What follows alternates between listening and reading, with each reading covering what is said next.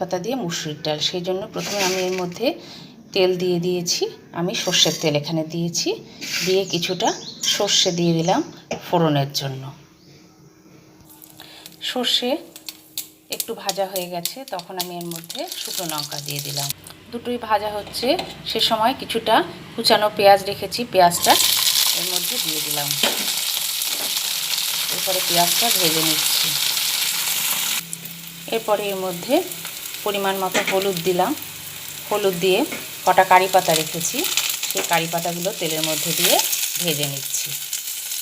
সব একসঙ্গে ভেজে নিয়ে এর মধ্যে মুসুরির ডালটা দিয়ে দিলাম। মুসুরির ডালটা আগেই প্রেসার কুকারে আমি সিটি মেরে দিয়েছিলাম, 2 সিটি দিয়ে নিয়েছি। এরপরে 1 চামচ নুন দিয়ে দিলাম। ডাল ফুটছে, তখন এর মধ্যে টমেটো দিলাম। ডাল ফুটে গেছে, তাই নামালাম।